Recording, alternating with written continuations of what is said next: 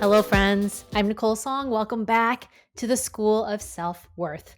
Today, I'm going to share a topic that has been coming up really big with my clients. And this one is about how to build a stronger relationship with yourself.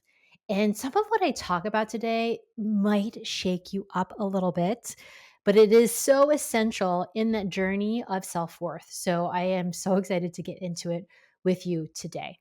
And if you're an Asian American woman who wants to permanently reverse cultural conditioning so that you can step into a life where you make quick, powerful decisions and thrive and feel passionate about your life again, DM me passionate on Instagram at Nicole Song. I've got something there for you.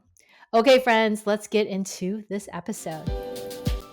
Hello, friends. So I'm going to start this episode today with a question you might expect more from a partner than you might from your coach, but it's an important one. So here it is. Are you afraid of commitment? AKA, are you a commitment phobe? And you might be like, well, I don't know, Nicole, am I? And how would you even know? So here's an easy way to cross check this. Are you doing the things that you say you're going to do? And I don't mean for other people because that's always a lot easier, especially for high achieving women, than it is for yourself. But I'm talking about the things that you have said you would do for you. Like you say you're going to go to the gym and then you don't. Or you say you're going to get an extra hour of sleep and that is just not happening because you are staying up late scrolling. Or you say you're going to cook more, but you still end up ordering takeout 3 times a week. Now, I don't actually care if you do any of those things, like more power to you, do what works for you. I do care if you are breaking your word to yourself. Because if you are doing that, that is an essential, crucial piece of why you don't have a stronger relationship with yourself. And learning to keep your word to yourself is an essential piece of the self-worth journey.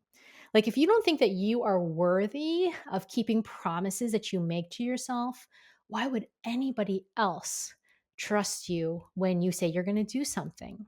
And you might find in your life people do trust you when you say you're going to do something because you keep your word to them. But to be really powerful, to be deeply in your own worthiness and value, you have to learn to keep these promises to yourself. And this is the crux of this is the literal heart of why so many Asian American women struggle to feel worthy at work, worthy of speaking up, worthy of being the leader, worthy of being recognized. It's not that other people don't recognize you. It's that you are not giving yourself any credit for what you're doing. So, where does commitment play into this? I speak as a recovering commitment phobe who often still has to check herself on this.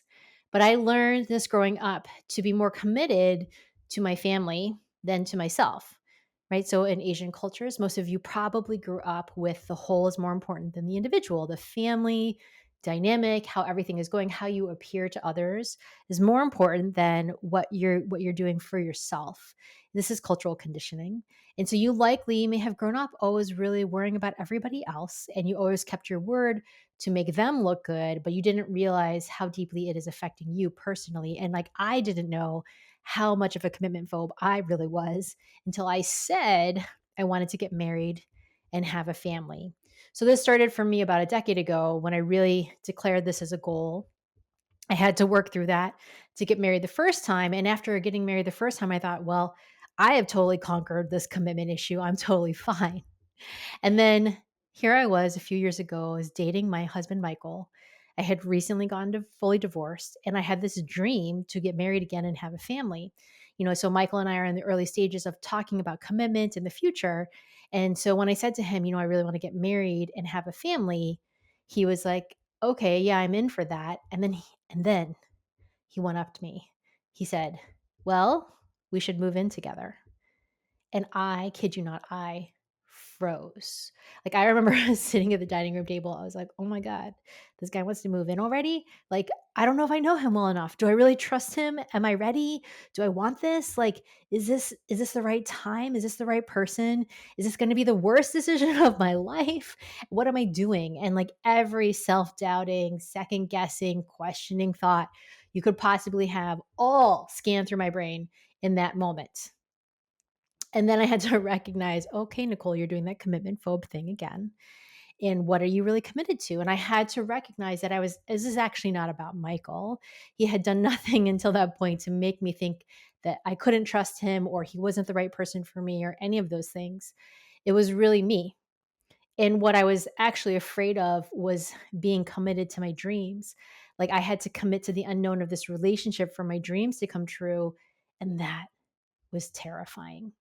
And this was coming up recently for some of my clients. Like, they started to recognize they were not actually committed to themselves. They were more committed to other people's dreams, to what other people wanted for them. But then that was leaving them at loose ends. Like, they were feeling really stressed about the choices they were making. And you had to really, this is where it's so important to understand why commitment is at the heart of this. Are you committed to your own dreams? Are you committed to yourself? And so if you aren't, how would you expect any of your dreams to come true? If you have in 6 months, you want to have this big dream of like leaving your corporate job to go pivot into a career you've secretly been thinking about and have never done anything about, like this is the conversation for you. Or if you're someone who is like, well, I've just always taken the job that's come my way, this is the conversation for you. If you're someone who's done really well in life, yet you can feel it, you're not happy or passionate, or feel like you are the driver of your own existence, this conversation is for you. And I can insert any number of ways this can show up: taking career leaps, lingering in jobs you're massively conflicted about, or you sign up for a class and you never go, or you say you're going to be a better friend and keep in touch with people, and then you stop doing it. And it's not about everybody else. This is about you. So that's why this episode is really around a relationship with yourself. And that's at the heart of what I really work on with my clients is like, what is this relationship with yourself like? And are you committed enough to your own dreams, or are you more committed to your mom's dream for you? Or maybe you've been following your mom's dream. And so then now you have the job, maybe you have the family, maybe you have some things, everything that looks on the surface like what you're supposed to have. And yet deep down inside, you're like, I'm not actually happy with any of these things. Is this all there is? And you might be like, am I in a midlife crisis? Am I having a crisis? What's happening here? And so, my question for you then is, instead of going down these existential cliffs, which are not helpful, it's not helpful to be like, is this everything? Is this all that I get? It's helpful instead to start to look at, where can I start to make some adjustments right now? And the place to start looking is, where in your life is there something where you are breaking your word to yourself? Something you said you were going to do and you're not doing it. Now, I'm recording this about 3 months to the year. This is going to come out when we're about 3 months into 2025. And w- did you actually promise to yourself something in January 1? Like, you said, I'm going to start this year doing XYZ. And it is now 3 months later, and that is definitely not happening. That is an excellent place to look. It is excellent to look at any kind of commitment you've made to yourself and said, I'm going to do that next. Or maybe you even told somebody you were going to do it, and then you stopped doing it. And I'm not here to shame you, because I don't believe in that. This is not about feeling guilty or bad or ashamed that you haven't done the things that you said you were going to do. This is about a correction, a course correction to get back on track. And we have to actually become much more resilient about this course correction. This is what I work on with my clients so much, is how do we course correct? If you were with me in a class, this is actually where we would start in our coaching practice. We would talk about all the things I just talked about. And then we would say, okay, it's time to course correct. It's time to look at those places where you have been breaking your word to yourself and to get back on track. And those of you who are listening, who are my clients, like, this is the question for you. Where have you been doing it? Where have you been saying, I'm going to work on my business. Where have you been saying I am going to, you know, take care of myself on a daily basis. I'm going to do the physical practices that support me. I'm going to show up to the calls. I'm going to do the things that really make a difference in my life. And then I'm going to get back on track and do them.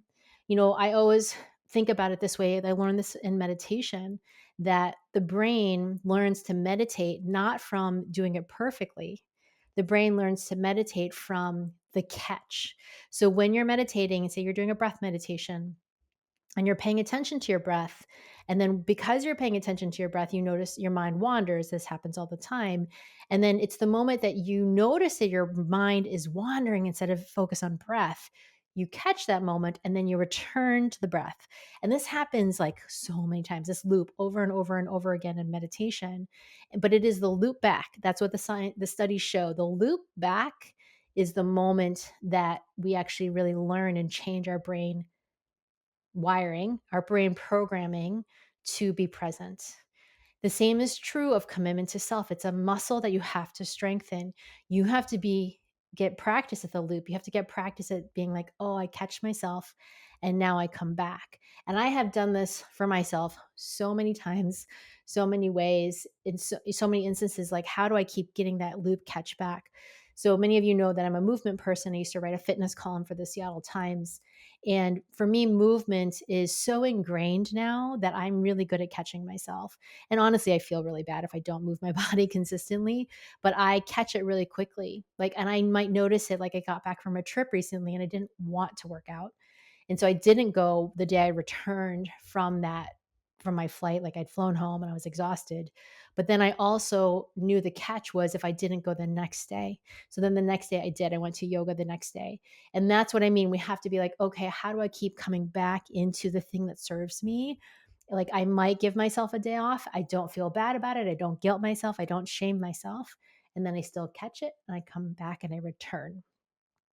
So that's why the invitation to you listening is, where in your life is there something where you're breaking your word to yourself? And how can you actually come into that catch back, loop it back so that you actually can do it again right here? These are the places to look. So when you find that answer and when you notice it, and I promise you, this is not going to take more than like 2 minutes of searching. You'll actually know this really quickly. I want you, when you find that answer, to DM me, because a huge part of changing this is accountability. A huge part of helping yourself get back on track is being in a community of women who are also trying to get back on track. And that is one of the values and the things that people really get from Your Clear Calling, is that they get the question like this, and then we're all together. And in that togetherness, you really start to say, oh, right, I do want to do this. I am committed to this. I am coming back to doing this together. So let me know. I want to hear from you. DM me at Nicole Song on Instagram. Let me know what you discover. Let me know the place where you've been breaking your word to yourself. And how can you commit to yourself again?